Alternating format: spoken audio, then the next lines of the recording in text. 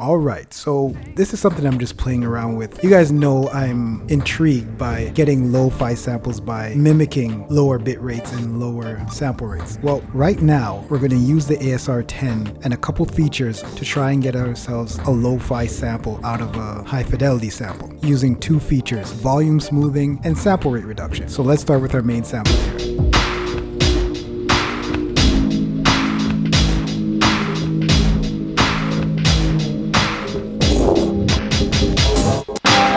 Okay, so we have our main sample and we're going to go to Command Amp, and there you'll see volume smoothing. Volume smoothing is sort of like a compressor, and what I'm using it for is to mimic a lower bit rate. So we know that when a sample is at a low bit rate, the dynamic range is essentially limited, i.e. compressed. And here we have two features in this menu. Scale depth, which is measured in dBs. Right now I'm leaving it at 3, but you can go all the way up to 6. And smoothness. Smoothness is more like the accuracy of how much you're going to affect the sample by this dynamic processor. And I set that at medium.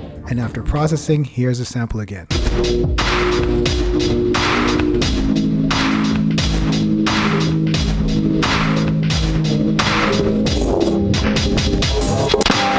Alright, so you can see it sounds like it's compressed. That's what I'm using to mimic a 12-bit feel. Bear with me. So now we're going to go to Command Wave and go to the sample reduction menu. And I'm going to reduce the sample rate of this sample from 44 all the way down to 22.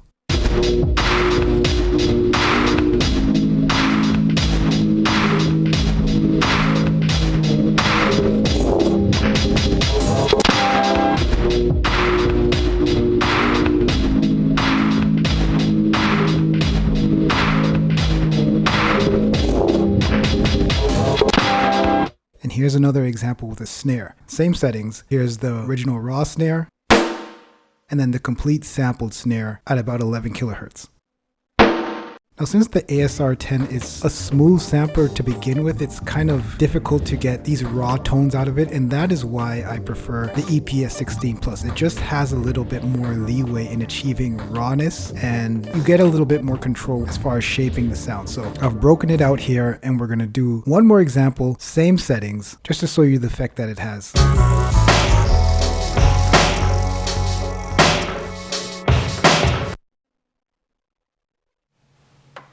And here's the processed.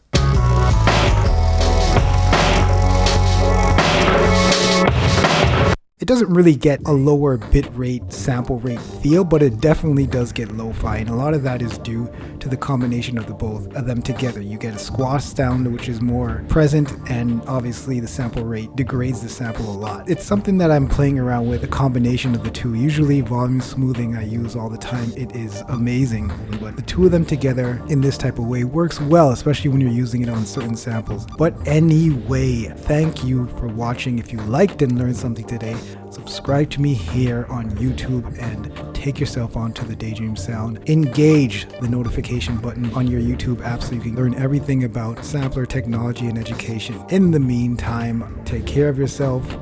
Peace.